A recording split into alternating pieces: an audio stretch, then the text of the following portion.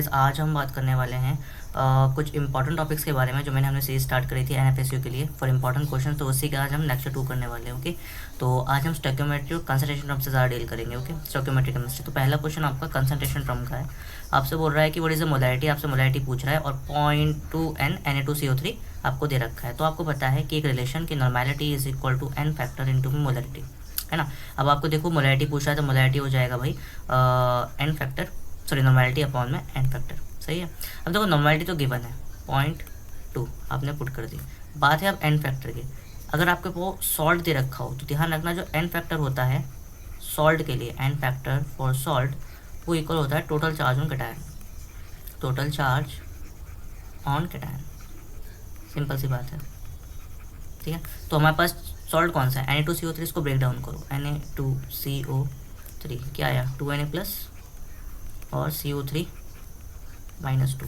तो यहाँ पे आप नोटिस करोगे कि यार आपका जो टोटल ये आया है 2Na प्लस आया है। इसका मतलब क्या हुआ कि एक सोडियम पे प्लस है तो दो पे कितना होगा 2 × +1 यानी कि +2, यानी n फैक्टर आपको यहाँ से आएगा +2, ठीक है। तो जो आंसर यहाँ पे आएगा 2 डिवाइड करोगे तो 0.1 m, so answer should be A, simple सा था। ओके, नेक्स्ट क्वेश्चन की तरफ आते हैं। नेक्स्ट क्वेश्चन हमसे बोल रहा है 12 gram of magnesium atomic mass 24 will react completely with hydrochloric acid. और आपको बताना है कि आप देखो सबसे पहले जब भी ऐसे क्वेश्चन है इस स्टोइकियोमेट्री केमिस्ट्री का आपको लिखनी है रिएक्शन। क्या बोल रहा है मैग्नीशियम है रिएक्ट कर रहा है हाइड्रोक्लोरिक एसिड के साथ, ठीक है। तो मैग्नीशियम में भाई रिएक्ट कर रहा है HCl के साथ। और अब देखो आपको ये थोड़ा सा बेसिक लगेगा कि अगर आप किसी भी मेटल को रिएक्ट करते हो किसी भी एसिड के साथ तो मेटल और जो एसिड का हाइड्रोजन होता है उसका बन जाता है आपका सॉल्ट, तो बन जाएगा MgCl2 जो कि मैग्नीशियम गैस +2 होता है, प्लस और हाइड्रोजन गैस भागती हुई दिखती है, ठीक है। अब हम इसको थोड़ा कर लेते हैं बैलेंस। तो बैलेंस के लिए हम क्या करेंगे, बैलेंस के लिए एक मिनट यहाँ पर हम थोड़ा रेस कर लें, सही से लिख लेते हैं थोड़ा स्पेस के लिए। तो अब बैलेंस के लिए क्या करोगे, HCl अकेला था, अब देखो हाइड्रोजन 2 है तो हम यहाँ पे लगाएंगे 2HCl क्योंकि पहले HCl अकेला था। यहाँ तक स्टोरी क्लियर हुई, ठीक है। अब नेक्स्ट देखते हैं, नेक्स्ट ये कर सकते हैं। अब देखो इससे आपको क्या इन्फॉर्मेशन मिली, इससे क्या इन्फॉर्मेशन मिली है कि भाई इसके यहाँ पे 1 है मतलब इसका 1 मोल यूज़ हुआ है, इतना स्टोइकियोमेट्री आपको आना चाहिए, प्लस इसका 2 मोल यूज़ हुआ है। और ऐसा करने पे हमको 1 मोल ये मिल रहा है और 1 मोल H2 मिल रहा है। अब देखो हमारा क्या मामला है, हमें किससे काम है, हमें कुछ, अब देखो ये चीज़ थी हमें इस इक्वेशन से पता चली। अब हम लिखेंगे कि हमें गिवन क्या, हमें गिवन है 12 ग्राम मैग्नीशियम, ठीक है। तो अब ज़रा बताओ 12 ग्राम मैग्नीशियम में कितने मोल्स होंगे, मोल्स होते हैं गिवन मास अपॉन में मोलर मास। गिवन मास कितना हो गया 12, क्योंकि एटम है तो एटम मास ले लो 24, तो ये हो गया 1/2। तो हम कह सकते हैं कि हमें जो गिवन है, अब जो गिवन है वो है कि 1/2 मोल इसके लिए है मैग्नीशियम के। अब इससे देखो अब क्या और कोई डिटेल है HCl के बारे में, इसके बारे में नहीं है तो उसको खाली छोड़ते हैं, ठीक है। और हमसे पूछ रहा है कि बता, और हमसे पूछ रहा है कि कितना आपका हाइड्रोजन बनेगा, क्योंकि सॉल्ट का कोई ऑप्शन दे ही नहीं रखा है यहाँ पे, हाइड्रोजन या ऑक्सीजन, ऑक्सीजन इस इक्वेशन में नहीं है तो हम हाइड्रोजन की बात करेंगे धीरे धीरे, है ना। तो यहाँ पे हम मान लेते हैं कि हमें नहीं पता कितना बनेगा, X बनेगा, ठीक है। तो इससे एक आपको एक चीज़ पता चलेगी, हम यहाँ पे यूज़ कर सकते हैं यूनिटरी मेथड। अब यूनिटरी मेथड क्या कहता है, यूनिटरी मेथड ये कहता है कि जैसे 1 मोल से 1 मोल H2 बन रहा है तो 1/2 मोल से कितना बनना चाहिए, X बनना चाहिए। तो आपने बचपन में ऐसे पढ़ा होगा कि अगर 1 से 1 बन रहा है तो 1/2 से X बनेगा, फिर क्रॉस मल्टीप्लाई वगैरह करो, है ना। तो कुछ ऐसा करके आएगा। तो देखो ये तो सीधे से दिख रहा है 1 से 1 बन रहा है तो 1/2 से 1/2 ही बनना चाहिए, है ना। इसका मतलब क्या है, इसका मतलब यहाँ पे साफ साफ पता चल रहा है कि यहाँ पे 1/2 मैग्नीशियम से 1/2 मोल ऑफ मैग्नीशियम से 1/2 मोल ऑफ H2 यहाँ पे बन के आएगा। ऑप्शन देखते हैं वहाँ सही बैठ रहा है, क्या 1 मोल H2 बन रहा है, नहीं 1 मोल तो नहीं बन रहा है। 1/2 मोल ऑफ H2, हाँ ये थोड़ा ठीक लग रहा है। 2/3 मोल ऑफ O2, देखो O2 तो रिएक्शन में ही तो कहाँ से बनेगा, है ना। 1/2 mole of H2 but 1/2 mole of O2 नहीं है, इसलिए हमारे सामने ऑप्शन जो करेक्ट बैठेगा वो बैठेगा B, बाकी सारे गलत है। यहाँ तक समझ में आया आपको, क्लियर हुई यहाँ तक स्टोरी। चलो अब नेक्स्ट देखते हैं। ओके, नेक्स्ट क्वेश्चन की तरफ आ गए हम। ओके, तो नेक्स्ट क्वेश्चन है हमारे सामने मैच द कॉलम। आपको यहाँ पे ठीक करना है। तो देखो यार, देखो ये तो बहुत आसान है। We have molarity, mole fraction, mole and molarity. तो देखो मोलरिटी क्या होता है, आपने पढ़ा होगा मोलरिटी इज N/V। N क्या होता है भाई, मोल होता है। वॉल्यूम किस में लेते हो, लीटर में, तो क्या हो जाएगा मोल पर लीटर, सॉरी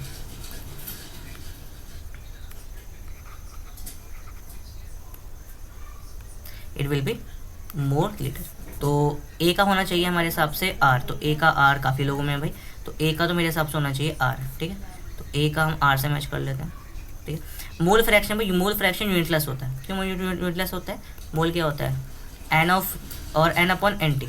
तो अब देखो नीचे भी यूनिट मोल में आएगी, ऊपर भी नीचे यूनिट मोल में आएगी, तो कट पीट के आंसर आपका कुछ नहीं आके यूनिटलेस रहेगा। इसलिए बी का होना चाहिए आपका क्यू, बी का क्यू होना चाहिए। तो ए का आर, बी का क्यू, तो ए का आर, बी का क्यू मिल तो गया है थोड़ा थोड़ा, बट ऐसे दो लोग हैं ए और सी, तो बी और डी तो कट गए। अब ए और सी में देखना मोलैरिटी क्या होता है? मोलैरिटी होता है मोल्स बाय वेट, जो कि होता है केजी के अंदर, तो it will be mole KG, mole पर केजी। तो इसलिए डी का होना चाहिए एस, डी का एस, तो डी का एस भाई, डी का एस तो इन डी का एस इस वाले के अंदर है, बी सी के अंदर, इसलिए ऑप्शन नंबर सी इसका है। समझ में आया? नेक्स्ट देखते हैं। Next we have empirical formula of compound is CH2। Empirical formula आपको दे दिया, 1 mole of this compound has इतना मास। मॉलिकुलर फॉर्मूला पूछ रहा है, तो देखो आपको बात पता होनी चाहिए कि molecular formula is equal to n factor या एन, इसको वैलेंसी फैक्टर भी बोलते हैं, मल्टीप्लाई बाय एम्पिरिकल फॉर्मूला, ठीक है। तो यहाँ पे देखो मॉलिकुलर फॉर्मूला पूछ रहा है, ये एन गायब है, एम्पिरिकल फॉर्मूला हमें दे रखा है, ये रहा एम्पिरिकल फॉर्मूला CH2। तो ये CH2 आपको दे रखा है, अभी एन कैसे आएगा? तो ये जो एन होता है ये आपको सिखाया गया होगा, ये कैसे निकालते हैं?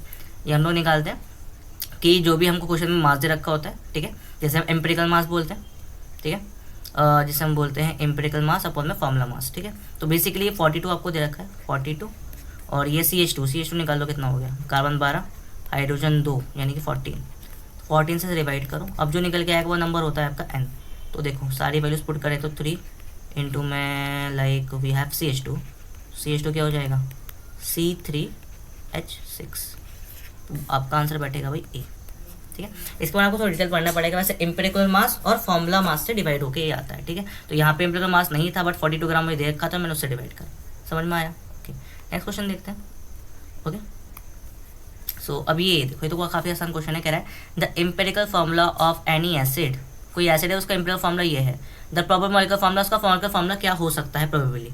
तो देखो यार, सबसे पहले तो अब आपको थोड़ा सा नॉलेज होना चाहिए एसिड्स के बारे में। तो देखो CH2O2 ये कुछ ऐसा है, कार्बन एक है, ये H ऐसे इन्हें बॉन्ड बना लिए, और 2 ऑक्सीजन। क्या कभी ऐसा हो सकता है? ये स्ट्रक्चर पॉसिबल है? नहीं।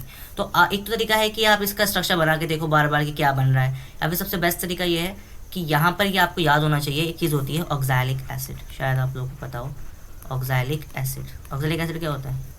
C+OH, है ना, C+OH। सही शॉर्ट में लिख के दो, C 2 बार है, C2, O 4 बार है, O4, H 2 बार है, H2। तो ये ऑक्सैलिक एसिड क्या मिल रहा है इसको? हाँ बिल्कुल मिल रहा है, ये रहा, ठीक है।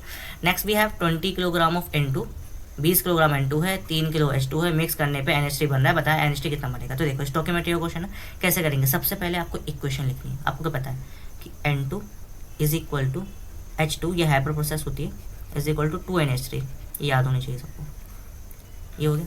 अब इस समय क्या डिटेल मिल रही है? इस समय क्या मिल रही है कि इसका 1 मोल है, इसका 3 मोल है, और इसका 2 मोल है। अब देखो क्योंकि क्वेश्चन में जो आपको ऑप्शन है केजी के अंदर, मतलब वेट के अंदर, तो आपको करना पड़ेगा, इनको कन्वर्ट करना पड़ेगा ग्राम के अंदर। तो 1 मोल में कितना होगा? जितना इसका मोलर मास होगा। तो नाइट्रोजन मोलर मास कितना होता है? नाइट्रोजन का 14 होता है, तो 40 × 28 ग्राम होगा, ग्राम कहना है ना। ऐसे ही हो जाएगा H2 होता है तो 6 ग्राम हो जाएगा। ये हो जाएगा आपका N14 और 317 34 ग्राम हो जाएगा। ये हमें क्वेश्चन से मिला। अब हम देखते हैं क्वेश्चन में क्या रखा है। क्वेश्चन में रखा है 20 किलोग्राम, ये है 20 किलोग्राम, ठीक है। तो किलोग्राम का काम करते हैं, उसमें कन्वर्ट कर लेते हैं ग्राम के अंदर। कैसे कन्वर्ट करोगे ग्राम के अंदर? By multiply by 10⁻3। तो ये हो जाएगा 20 × 10⁻3 ग्राम। ये क्या कहानी है? गिवन वाली कहानी है। और ये आपको दे रखा है 3 × 10⁻3। ऐसा करने में हमें पता है कितना बनेगा, x ग्राम बनेगा। अब सबसे बड़ा क्वेश्चन यहाँ पे लिमिटिंग रिएजेंट कौन सा है? यहाँ पे आपको लिमिटिंग रिएजेंट ढूंढना पड़ेगा, तभी आप ये वाला क्वेश्चन कर पाओगे। तो लिमिटिंग रिएजेंट कैसे ढूंढते हैं? लिमिटिंग रिएजेंट ढूंढने का तरीका ये होता है कि पहले मैं ऊपर का एड्रेस कर देता हूँ, क्योंकि मैं वहीं बताऊँगा इसके बारे में। वैसे एक ट्रिक भी है, बट मैं तुम्हें थोड़ा कन्वेंशनल तरीका बताता हूँ। ट्रिक तो है ही, बट कन्वेंशनल थोड़ा सीख लेते हैं। देखो होता क्या है, हम जब हमें लिमिटिंग निकालना होता है, तो जैसे ये वाला जो पेयर है, मैं इसको हाईलाइट करता हूँ, जैसे ये वाला पेयर है और एक ये वाला पेयर है ना, और एक ये वाला पेयर, और देखिए इस पेयर की ज़रूरत नहीं पड़ेगी, इस सिर्फ इन दोनों पेयर की ज़रूरत पड़ेगी, जो मैंने हाईलाइट करेंगे वाले, है ना। आप क्या करोगे? एक बार तो आप एक बार इसे लोगे, इसे मान के चलोगे ए, इसे मान के चलोगे ए, फिर कैलकुलेट करके देखोगे कि जो ए की वैल्यू है वो जो आपको दी है उससे ज़्यादा है या कम है। अगर ए की वैल्यू उससे ज़्यादा आती है तो मतलब ये लिमिटिंग है, अगर उस ए की वैल्यू इससे कम आती है मतलब वो कैसा है, एक्सेस है। ठीक है, समझ में आया, क्लियर है। तो चलो सॉल्व करते हैं, देखते हैं कैसा होता है। तो मैंने लिया 28 डिवाइड बाय 20 इंटू 10⁻³ बराबर, इसको मैंने 6 लिया उसको ए माना, तो ए कैसा है क्रॉस मल्टीप्लाई करके 28, एक मिनट सॉरी, ए कुछ ऐसा आ जाएगा आपका कि 28 है, 6 इंटू में 20 इंटू 10⁻³ तो ये हो जाएगा a is equal to 6 into में 20 इंटू 10⁻³ और डिवाइड में 28। थोड़ा डिवाइड करते हैं हम ज़रा इसको, तो मैं इसको फटाफट से डिवाइड कर लेता हूँ। ठीक है, तो वी हैव 6 इंटू 20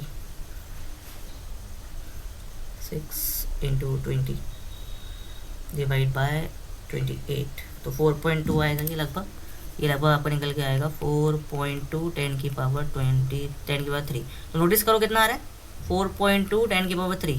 क्वेश्चन में कितना दिया है 3 इंटू 10⁻³। इसका मतलब क्या हुआ, ज़्यादा दिया है कम दिया, इसका मतलब क्या है कि 20 मतलब 20 इंटू 10⁻³ यानी 20 किलो N2 को कम से कम इतना O2 इतना H2 चाहिए, है ना, रिएक्शन करने के लिए। हमें कितना दे रखा है, इतना 3 इंटू 10⁻³ मतलब क्या है, कम दे रखा है, मतलब कम देने का मतलब ये चीज़ लिमिटिंग है, ये चीज़ आपकी लिमिटिंग है। और जो चीज़ लिमिटिंग होती है आप फिर जो हमने पढ़ा था यूनिट लिमिट उसके साथ ही प्रोसीड करते हैं। समझ में आ गया, लिमिटिंग का खेल कुछ नहीं करना है, आपको देखना है कि जैसे ये लिया आपने, ये लिया और किसी एक चीज़ को ए मान लो, उससे बच रहेगा। जैसे 28 ग्राम को 6 ग्राम चाहिए, ऐसे ही 20 को कितना चाहिए ए ग्राम मान लिया तो उससे बच रहेगा 20 को कितना चाहिए। अगर आपको क्वेश्चन में जो हमारा कैलकुलेट किया है उससे कम दे रखा है तो मतलब वो लिमिटिंग है। समझ में आई बात, क्लियर है यहाँ तक स्टोरी। तो लिमिटिंग लेने के बाद फिर क्रॉस करना है, तो कुछ क्रॉस ऐसे करके आएगा, सिंपल सा क्रॉस, डिफिकल्ट नहीं है कि 6 gram is equal to 34, so 3 into 10⁻³ gram होना चाहिए आपका x। अब क्रॉस कर लो, हो जाएगा 6x 34 इंटू में 3 10⁻³। अब x सॉल्व कर लो, हो जाएगा 34 3 10⁻³ नीचे आ गया 6, तो 3 2 6 और 2 17 और ये आ गया 17 इंटू 10⁻³ ग्राम। अब ग्राम है तो कन्वर्ट करो केजी में, 3 है तो ये हो जाएगा 17 किलो। तो ऑप्शन सही कौन सा बैठ रहा है, ए इज करेक्ट। ठीक है, समझ में आया क्वेश्चन, क्लियर हुआ। ओके, और देखते हैं। So we have last question. ठीक है, ये शायद आज का लास्ट क्वेश्चन होने वाला है, ये ट्राई कर लेते हैं। इसका क्या सीन है भाई, ये भी स्टोइकोमेट्रिक है। कह रहा है 4NH2 5O2 ऐसे कुछ आपको रिएक्शन दी बैलेंस करके, बोल रहा है when 1 mole of ammonia and 1 mole of O2 are made to react, तो क्या होने वाला है। चलो देखते हैं क्या होता है। तो हमें रखा है 4NH3 5O2, ठीक है, 4NO एंड 6 वाटर के मॉलिक्यूल। ये क्या है, गिवन वाली। तो सबसे पहले आप लिखते हो जो आपको इस रिएक्शन से मिल रहा है ना, तो जैसे हम लिखते हैं वीनो, जब मैं पढ़ाता हूँ तो वीनो लिखता हूँ उसको, तो वीनो कैसा आएगा 4 मोल इसके, 5 इसके दे रखे मोल, 4 इसके। ये हमें इक्वेशन से पता है ना, हमेशा आप यही करते हो, पहले इक्वेशन लिखते हो, फिर उस समय क्या पता है वो लिखते हो, फिर क्वेश्चन में मैंने वो लिखते हो, फिर देखते हो क्या चीज़ गायब है उसे कैलकुलेट करते हो बाय यूनिटी मैटर। यही रहता है तरीका, है ना। ये हो गया 6 मोल, सही है, सिंपल स्टोरी है। अब देखते हैं हमें गिवन क्या है। हमें गिवन है when 1 mole of ammonia and 1 mole of O2 are made to react, तो क्या होगा। तो भाई 1 मोल इसका ले रहे हैं, 1 मोल इसका ले रहे हैं। अब देखो ऐसा करने में पता है कितना बनेगा, हमें नहीं पता है कितना बनेगा, है ना। तो कैसे कैलकुलेट करेंगे, तो यहाँ पे भी आपको लिमिटिंग ढूंढना पड़ेगा पहले। तो लिमिटिंग कैसे निकालते हैं, जो आपको तरीका मैंने सिखाया था, किसी एक को ए मान लो, ठीक है। तो लिमिटिंग हमेशा भाई रिएक्टेंट से पता करते हैं। तो रिएक्टेंट ये दोनों है ना, ये दोनों रिएक्टेंट है, तो हम इससे फिर लिमिटिंग पता करेंगे। कैसे लिमिटिंग पता करेंगे, पहले किसी एक को ए मान लेंगे। जैसे मान लो ये लिया मैंने 4 1, है ना, इसको मैंने 5 लिया, और 1 जो मुझे क्वेश्चन में था उसको मैंने ए मान लिया। मैं जानना चाह रहा हूँ कि अगर 4 मोल को 5 मोल चाहिए तो 1 मोल को कितना चाहिए, क्रॉस करके देखते हैं। तो हो जाएगा 4A इज इक्वल टू 5, यानी A इज इक्वल टू 5/4, कितना हो गया ये हो जाएगा 4 1 4, बचेगा 1, तो 1 यानी 10, यानी 4 2 8, 1.25। क्या पता चल रहा है भाई, इससे पता चल रहा है कि 1 मोल अमोनिया को 1.25 मोल O2 चाहिए। ज़्यादा रखा है कम दे रखा है, बताइए भाई, कम दे रखा है ज़्यादा रखा है। इसका मतलब है कि ये चीज़ आपको कम दे रखी है, ये चीज़ आपको कम दे रखी है। कम है मतलब लिमिटिंग है, और लिमिटिंग जो चीज़ होती है वो पूरी की पूरी कंज्यूम हो जाती है। लिमिटिंग हो जाती है पूरी की पूरी कंज्यूम्ड। अब जरा देखते हैं क्या खेल है। क्या 1 mole of H2 is produce, क्या 1 मोल H2 बनेगा? नहीं भाई, वो तो कभी नहीं बन सकता। चलो तो कैसे कैसे पता चलेगा देख लो। जैसे ये हमने माना 5 1 is equal to 6/x, cross कर लो तो हो जाएगा 5x 6, तो x इज इक्वल टू 6/5 यानी कि 0.3, तो 1 तो नहीं बन रहा, तो ये ऑप्शन गलत है। नेक्स्ट है 1 mole of NO will produce, तो सेम प्रोसेस यहाँ पे लगाओगे तो 1 मोल NO भी प्रोड्यूस नहीं हो पाएगा। क्लियर है? ठीक है। तो ऑल ऑक्सीजन विल कंज्यूम, जैसे मैंने कहा जो कम होता है वो लिमिटिंग होता है, लिमिटिंग कंज्यूम हो जाता है पूरा, तो option should be C. All ammonia will consume, नहीं, अमोनिया कंज्यूम नहीं होगा क्योंकि वो आपको क्या दे रखा है, आपको एक्सेस में दे रखा है, इसलिए option number C is correct. इतना समझ में आया? छोटा सा खेल था ये स्टोकियोमेट्री का। ये बेसिक से क्वेश्चन आपको पूछ सकता है एग्जाम के अंदर। बाकी एडवाइस हो कि आप थोड़ा आप और क्वेश्चन करेंगे तो आपको आइडिया रहेगा। ठीक है। बाकी मैं इसका जो भी है ये जो मैंने सॉल्व कराया इसका PPT आपको टेलीग्राम चैनल पे दे दूंगा।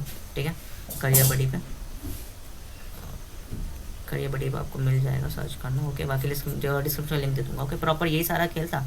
And last thanks for watching the video. और मैं बार बार कहता हूँ यार, पहले आप नोट्स पढ़ना, पहले नोट्स पढ़ो, उसके बाद फिर ये इंपॉर्टेंट क्वेश्चंस देख लो थोड़े, उसके बाद PYQs करो, इससे एक आइडिया मिलेगा। यही पूरा प्रोसेस है NFSU क्लियर करने का। Okay. So that's all for today's video. अगर आपको कोई भी डाउट हो कमेंट में पूछना, कुछ भी समझ में ना हो कमेंट में पूछना। ओके। Bye, thank you.